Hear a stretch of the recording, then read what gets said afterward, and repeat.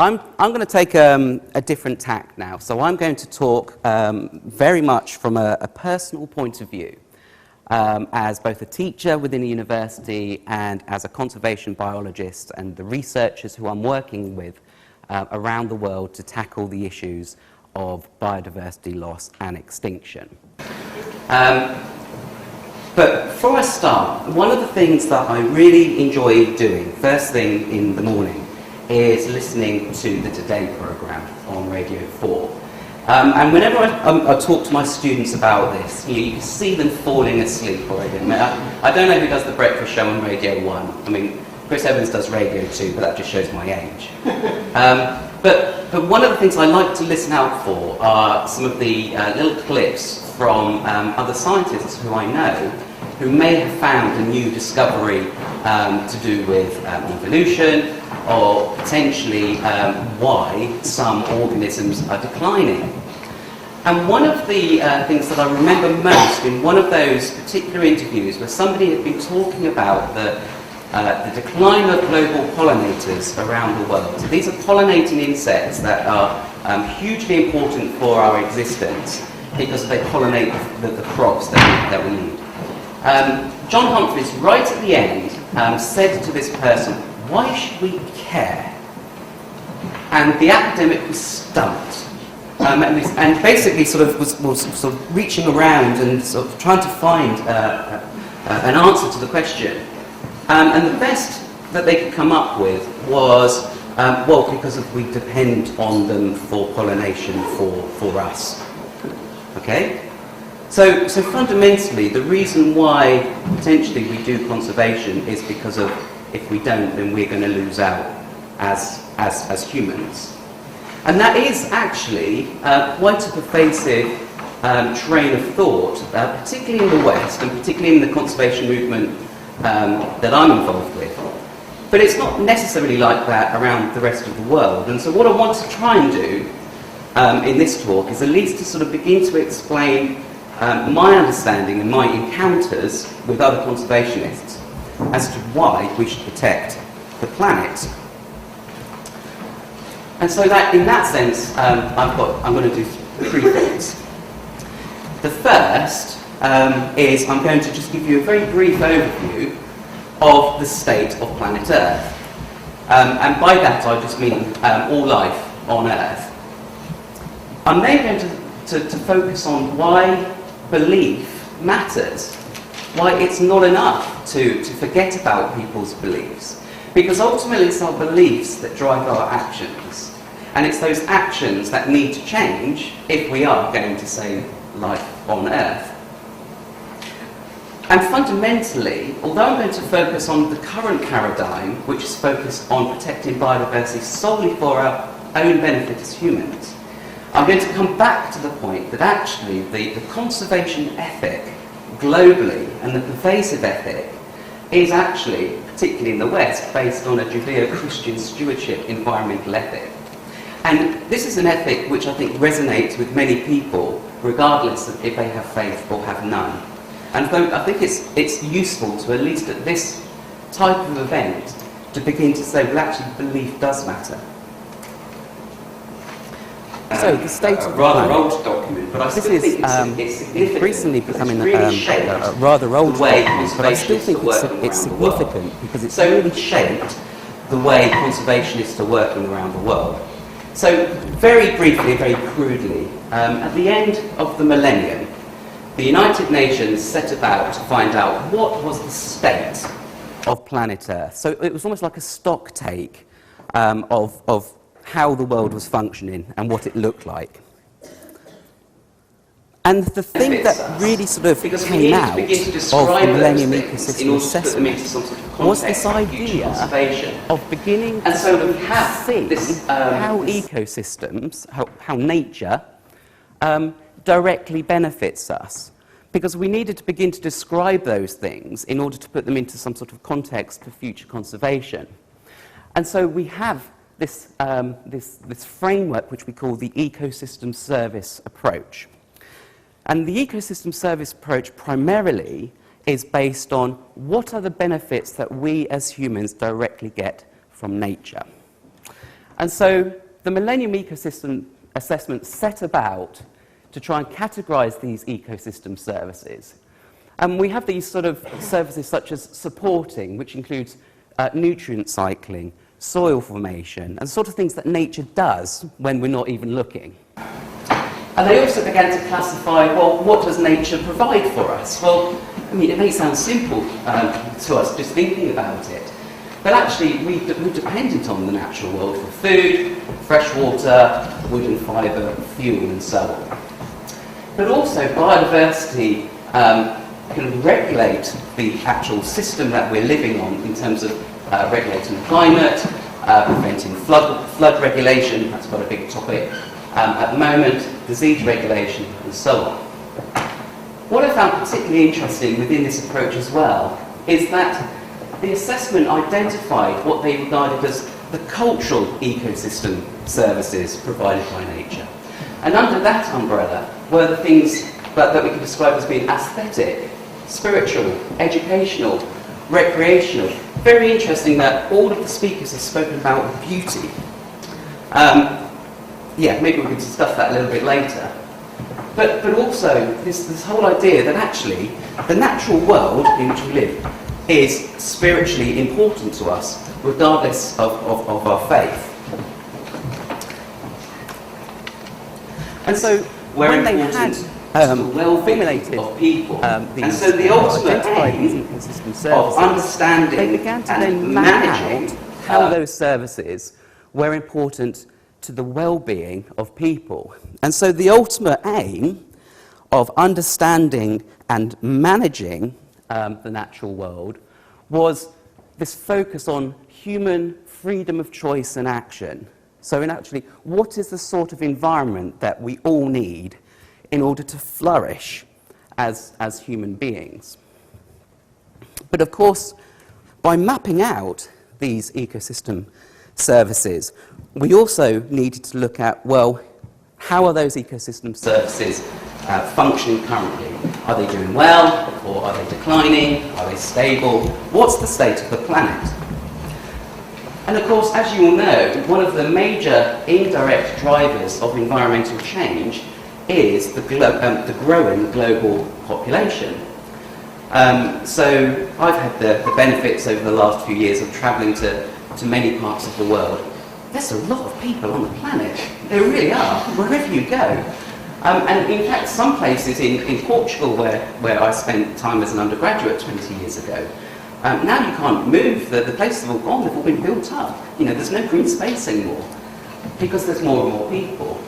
And actually, with some of you who are here, particularly the older ones, well, the global population has doubled in your lifetime. And within my lifetime, there's going to be another 2 billion extra people on the planet. These are fundamentally important questions for us as scientists, because the primary question for me in terms of my research is, well, how are you going to feed an extra 2 billion people using less resources, less water, with the uncertainty of climate change and all the extreme weather events that we're going to encounter? You know, the picture is pretty bleak. And so when we look at the ecosystem services and the state that they're in, it doesn't matter if you can't see these necessarily, but effectively we've got the different sort of biomes or habitats around the world, so mountains, forests, rivers, and so on. And then across the top, we've got some of the drivers of environmental change. That's habitat change, such as the clearing of forests for grazing, or the intensification of agriculture on extensive agriculture farms. Invasive species is a massive issue, even in this country. Over-extrapolation or exploitation, pollution and nitrogen. And effectively the different colours represent the impact of biodiversity over the last 100 years. So a low impact is the lighter colour, a very high impact is the red colour. And then when you look at the driver's current trends, whether it's decreasing in impact, which is a downward arrow, or increasing in impact, or a very rapid increase in impact, well, I think the table speaks for itself. Okay, that the planet is undergoing immense sustained changes resulting in what some scientists are describing as us entering the period of the sixth mass extinction of all life on Earth. It's always really depressing as an ecologist to talk about these sorts of things. And in fact, ecologists have been described as the cartographers of doom. So if nothing else, I've got silence in the room and I've got your attention and we're all miserable. Great. The question is though, where is the hope?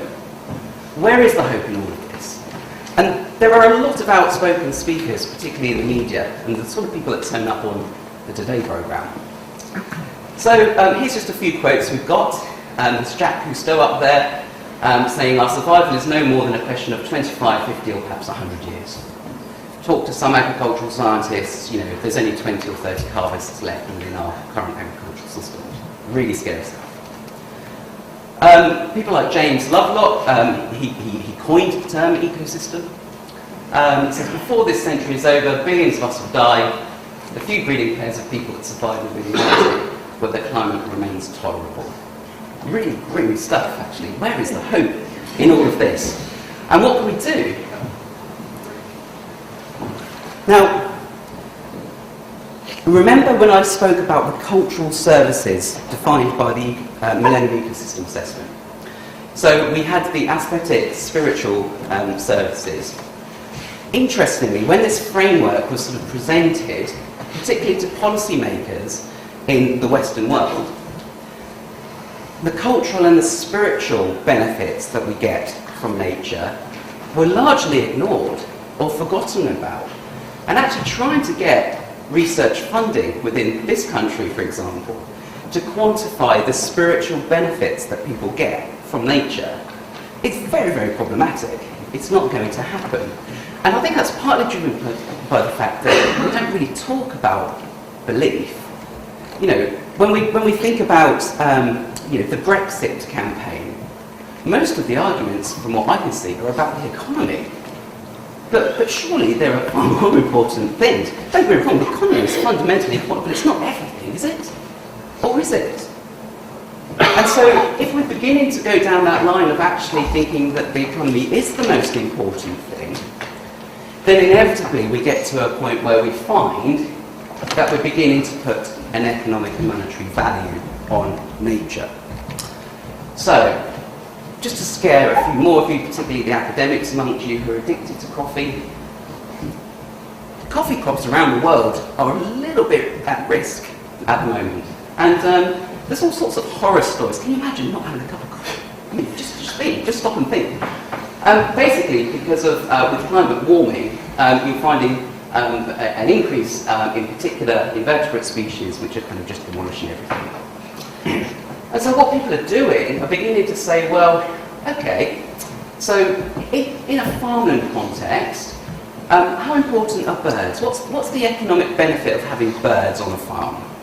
And in this particular study on this coffee plantation, they basically screened or excluded birds using netting from a range of different crop types, and basically quantified what the impact of that was by taking out this natural predator of this insect on the crop yield.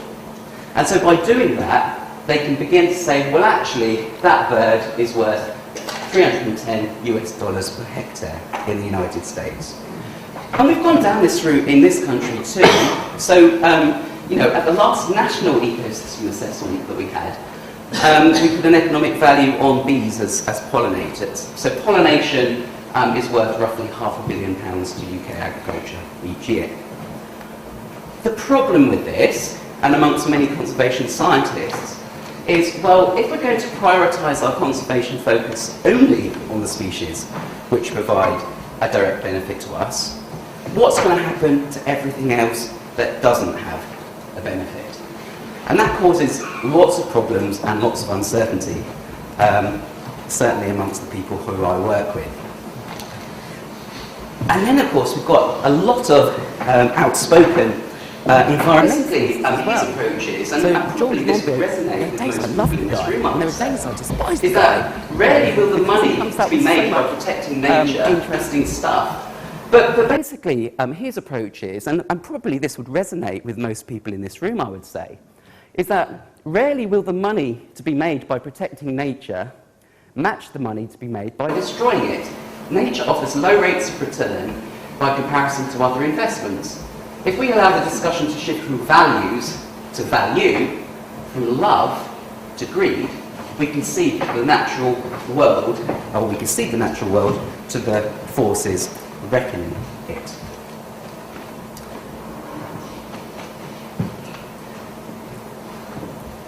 What I really want to focus on here, and this is a sort of the discussion that I have with some of my undergraduate students, learning the nuts and bolts of is how ecosystems what are our work. motivations You need for to understand the beliefs and conservation? values. In fact, what are our motivations for doing anything in life, actually?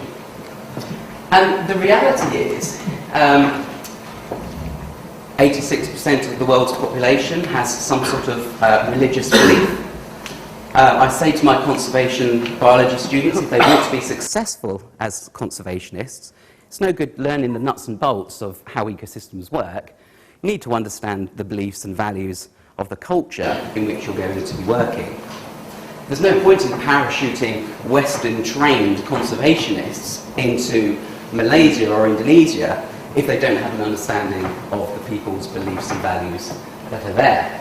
And one of the things that you find are actually many people involved in nature conservation are doing it because they're driven by their religious convictions. And so here's a sign in a nature reserve in India. I love this sign actually. It says, in the next incarnation, you might be an endangered species. Help us save the Siberian crane.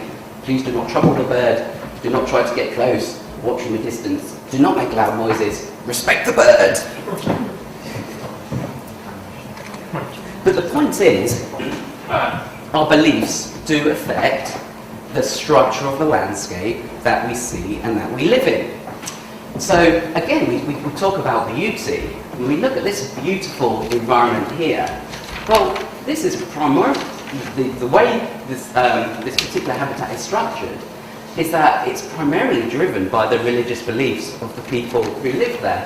And these terraces are hugely important to them in terms of ancestor worship and so on, ancestor worship.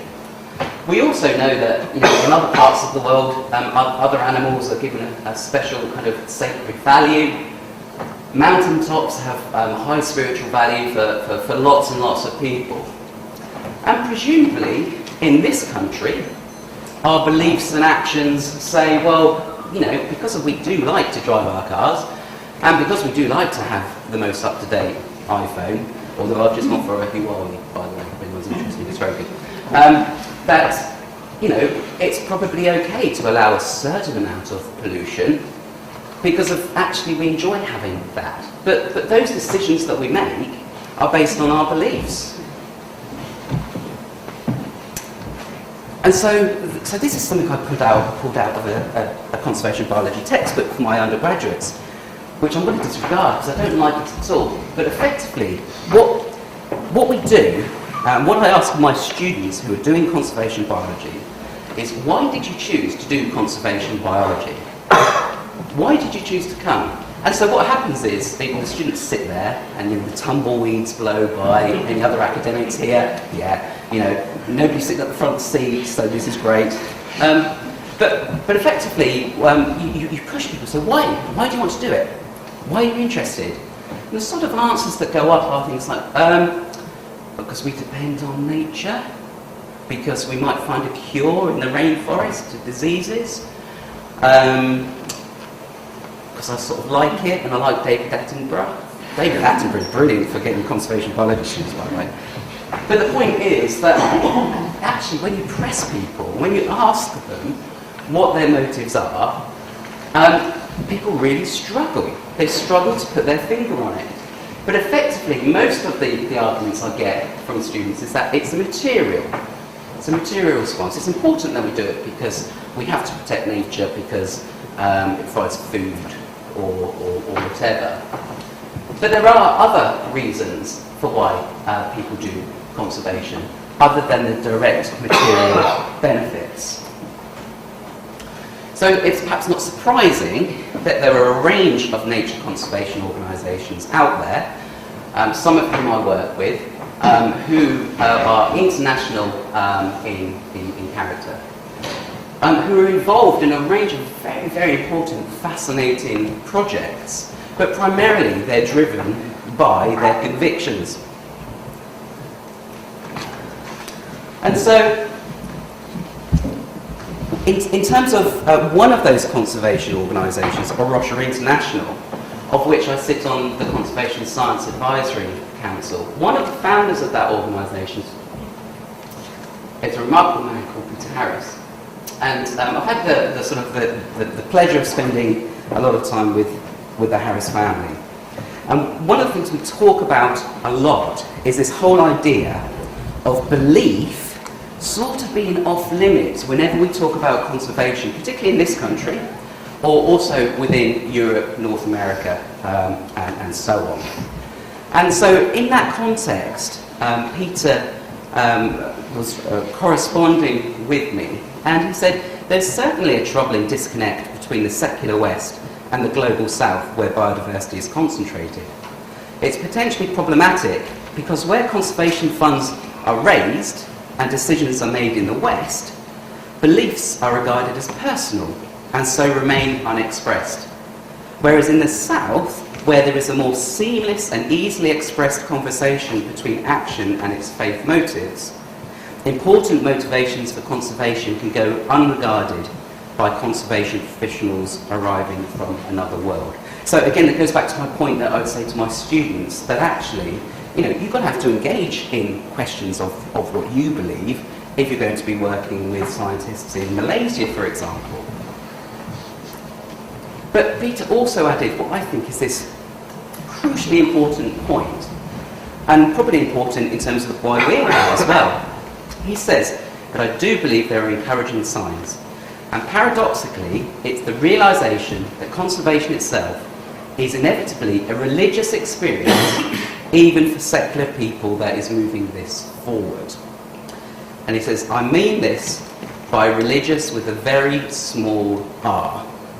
Well, in the sense that it is an expression of convictions that are not exclusively empirically derived, at least. And it is the profound struggle to establish a value for nature that I think is driving it.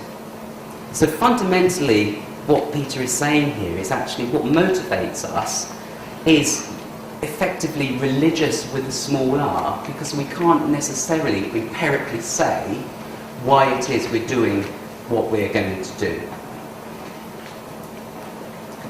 And so perhaps it's not surprising that what we're seeing in conservation around the world is a religious response to what some people would argue is a religious problem.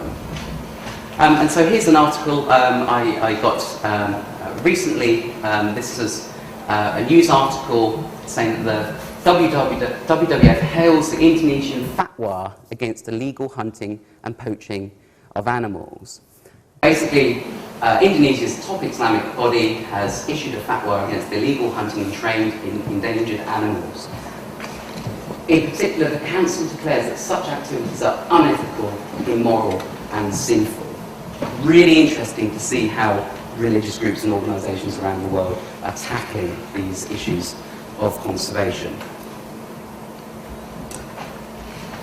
The point is that although the current paradigm for biodiversity conservation internationally is based on this ecosystem service approach, so trying to identify, quantify and protect nature which is directly beneficial for us, actually conservation has got very long historic roots, and some roots in this country that I think we can be very proud of. So in the West, at least, in the Western world, the perspective of a Judeo-Christian stewardship ethic is dominant in terms of many of the conservation actions that we currently have. So whether you kind of, agree with Christianity, religion, or not, the point is there is this dominant environmental ethic which does actually underpin a lot of international policy. And this also influences the development of contemporary conservation issues too. And in particular, what's important is this idea of the intrinsic value of nature. So in other words, we live on a planet with many other species. We saw that fantastic tree where, that Lizzie showed earlier, where humans are, surrounded by all of the other biodiversity. But the point is, and as embedded in the Convention on Biological Diversity, an international treaty that many countries have signed up to, is this idea of intrinsic value, that the world actually exists beyond just being here for humans to exploit and to destroy. And although I haven't got time to go into the specific biblical basis for that, we need to at least accept the fact that that environmental ethic, which does dominate and will continue to dominate conservation policies, is based on Scripture. And so the three main tenets of that really is that non-human creatures are appropriate subjects of human care and protection. So we have a biblical mandate to protect all things that aren't human as an expression of worship to God. Importantly as well is that within the Old Testament in particular, there is legal protection applied to the land. And so we see, in terms of God's interaction with people, that the land is fundamentally important and also has a right for itself. And I think that sort of gives a lot of hope to people who have been living and working in this city in terms of improving the city for other people. And the third point really is that non-human creation is included in God's stated plans. When I sort of said at the very beginning about where is the hope? Well, fundamental to Christian thought at least is this idea that God is actually at work reconciling all things to himself through Jesus Christ. Not just people, but the whole of creation as demonstrated in the scripture here. And so finally, when you start kind of talking and interacting with people who do conservation from a religious perspective, you find that there are lots of people working really, really hard and very, very sacrificially because they believe they're doing it as an outworking and as an expression of their faith. And so here's an article which appeared in one of the top conservation journals a few years ago, and this was in response to a charge that American evangelical Christians were responsible for the decline of our planet based on a false understanding of Revelation. And so Simon Stewart, who's the chair of the World Conservation Union, so a very influential organisation, he basically said, well, Christians are committed by the biblical beliefs not only to the conviction that God himself cares for his universe in a daily and ongoing way, but also that he helps and guides people in their conservation values. He goes on, we are therefore not on our own against the relentless forces of materialism. Every time we celebrate a conservation success story, such as the recovery, we are strengthened in this present hope that God is working with us to redeem. Thank you very much.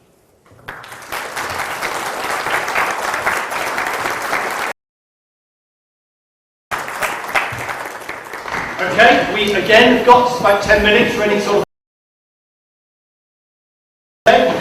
Chap over there, yeah, go for it, sir. Thank you very much for your talk. I've got a question about, you mentioned that God's only got an hour of people on the planet. So could you elaborate why you think God's only reach out to one?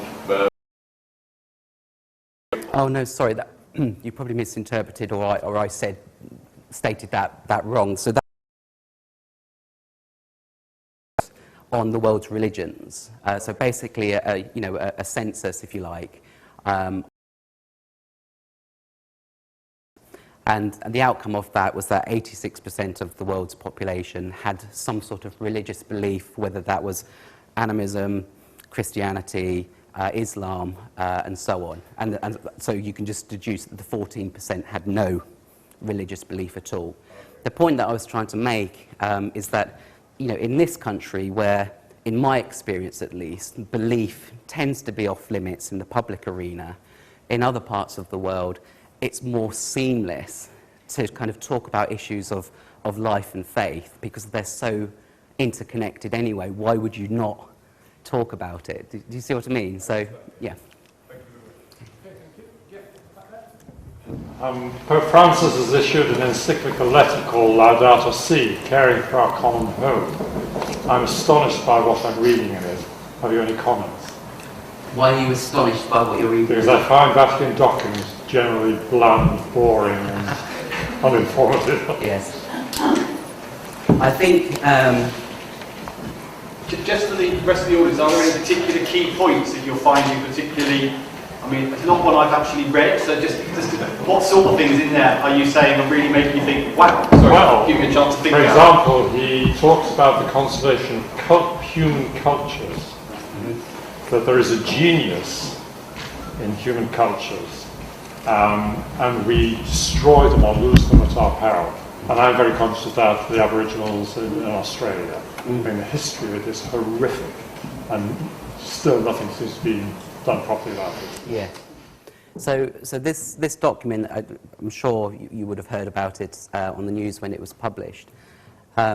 Interestingly, I mentioned George Monbiot. George Monbiot would be one of these people who, although not having any religious belief, would underline the importance of this document and not to underestimate what the Pope's encyclical would mean in terms of how we try and tackle issues of climate change, nature protection, and so on. So, I think, on the one hand, I think the church, Christian church in the West, has tended to be criticised for perhaps not responding in the past quickly enough to many of the environmental issues that we see around us, which I find really puzzling because of the Old Testament ethic is very, very strong. And to me, when I read the Old Testament, for example, I find that there's an incredible tapestry and rationale as to not only how we interact with each other, but how we interact with the world more generally, and this idea of kind of things being sacred as well. And I think we've really lost a sense of what is sacred. I've just moved to the edge of the Northumberland National Park. In terms of conservation in this country, establishing areas for conservation for people to enjoy was a fundamental breakthrough, and millions of people enjoy, walking, cycling, just being in these incredibly beautiful places. But even now, it looks like, fracking, I'm sorry if it's a controversial issue, but fracking is going to take place under what I would regard as some of our sacred places. And if we can't kind of keep things sacred for their own intrinsic worth, then I think that's a very dangerous route to go down overall. And I think what the Pope's encyclical tried to do was almost redress that. And so on the one hand, it was a rebuke, I think, to the church for dragging its feet. And on the other, I think it was trying to find some common ethics that people could get behind, regardless of any religious belief that they had. We'll take a couple more questions. Yeah. I agree with a lot of what you say, but I think it's equally true that religious belief could be very destructive to the environment as well. I'm thinking of things like the American Manifesto, the Destiny idea, for example. Yes. And don't you think as well that one of the most dangerous ideas of all is the idea that God cares for the earth and us, and we're very special and we'll look after things and it will all be all right in the end. In 30 seconds, we've got another question. I'll take your second question first. And I think that the fundamentally important basis for Christian thought comes from the Psalms, and that is the earth is the Lord's and everything in it. So the starting point actually is that it is his and it is not ours. And so I think, you're right that I think many people have abused or ignored that particular biblical basis. But the point is, what it does is say to us, well, actually, it's not here for you specifically to exploit for your own will. Ultimately, it is mine. And, there is a judgment that comes with how we treat the earth, as it says in Revelation as well. So, basically what I think it does is it takes the focus away from ourselves, which again I think is the basis of Christianity, and focuses it towards something other. And in Christianity, that's God. So, yeah, okay. No, it was you. I thought you. Oh, yeah. Okay. Great. I thought I missed out. So that's great. But it was kind of connected, really, and that was to just ask how you understand eschatology. So it is kind of a similar topic, but it's in terms of understanding the relationship between value. I mean, why we should bother caring about the earth. I mean, that's not a scientific question, and it has to come from somewhere else. And you've been talking about the role of religion and other kind of small R religion values that motivate our interest in caring for the environment. Yeah.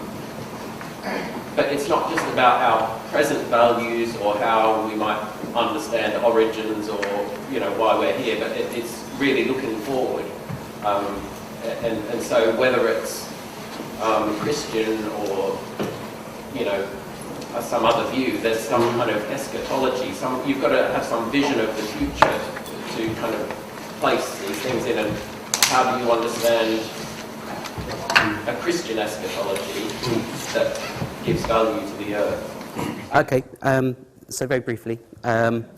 So I didn't come from a Christian background at all. I became a Christian at university through events like this, actually, where I could actually talk to people.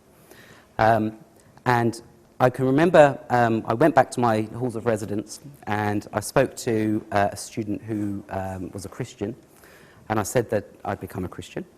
And he knew that I was an environmental scientist, and that's the course that I was studying. And he basically said to me, I don't think we should care about the environment because isn't it all going to be burnt up at some point anyway? And I just sat, and I remember standing there thinking, what have I let myself into? What is this? And it's true. I think eschatology in this country isn't thought about anywhere near as much as it is in the United States. And the eschatology that I see within the United States to do with the world, I think is quite scary, actually, and a little bit unbiblical, or completely unbiblical. The way I see it, my understanding of eschatology and the future of the planet and the cosmos is this notion of a new heaven and a new earth, this sort of sense in Colossians, as Paul talks about, of God reconciling all things to himself, the whole of creation. So there's this sense, actually, that at some point in history, the current crisis and the current struggle and misery that we see will come to an end because it will all be reconciled in him. And to me, that is a sense of hope and motivation in what seems like a very hopeless situation.